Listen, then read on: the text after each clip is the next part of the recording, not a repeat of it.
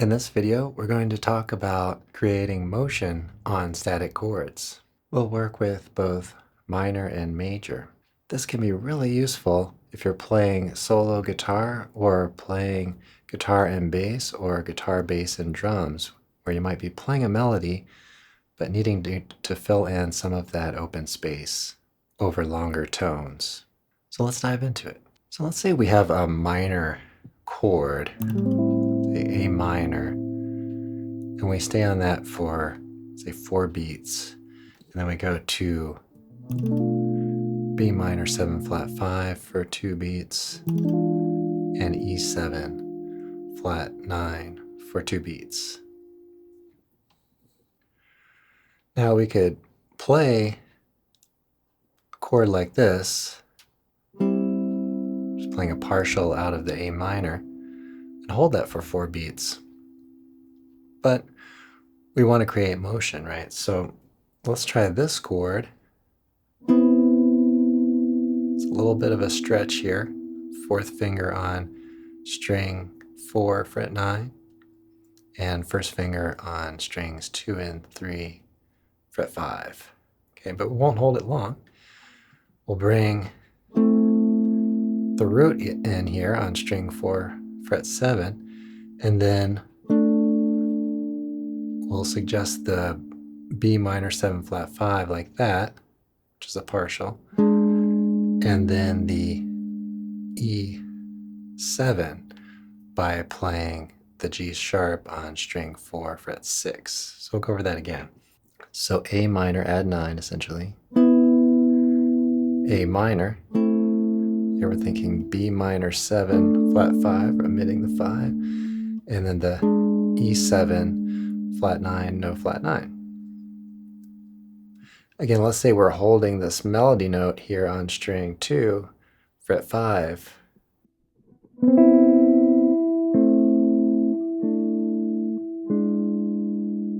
And then we create some motion underneath that sound.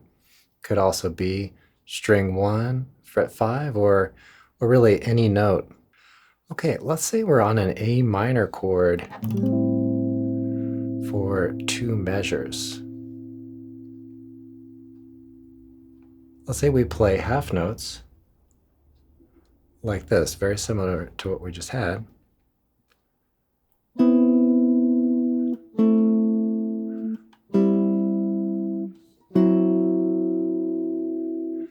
Okay, so that creates a little bit of motion. We have the add 9, minor, minor 7, and the minor 6. Another more chromatic approach to that is to play like this.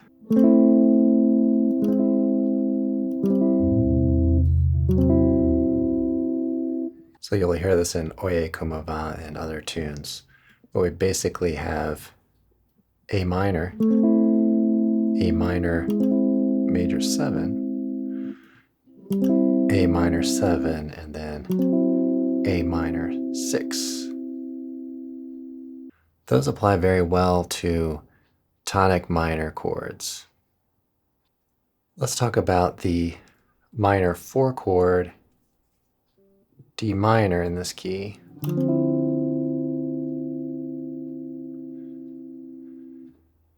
If we play this chord for a couple of measures, again, we may want to create some motion in there. So we can play from the minor 9 to the minor 6/9 and go back and forth like that to create motion.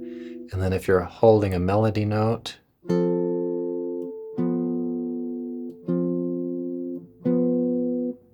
anywhere on the neck that's accessible to that position, then it will give you some nice motion below it. Let's talk a little bit about the relative major. Let's say we have a C major 7.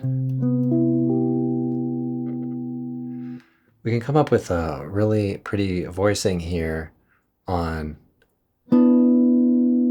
the major 9, C major 9. So your root note would be down here.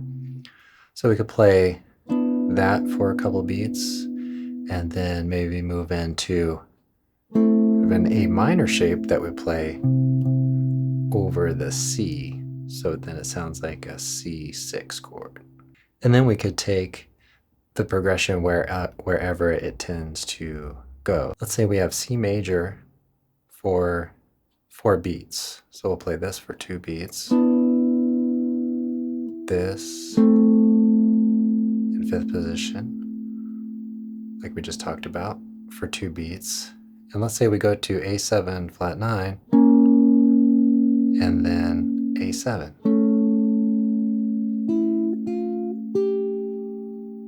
Okay, and then we can play some melody notes on top of that. Keep in mind that we're working with partials, so we may be thinking about an overall implied harmony and working within that with partials of that chord.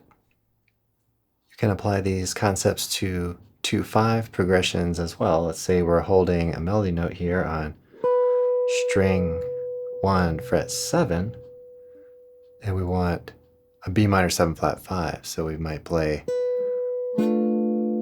this chord and then keep that tone ringing, and then suggest the sound of B minor 7 flat 5 going to E7 flat 9.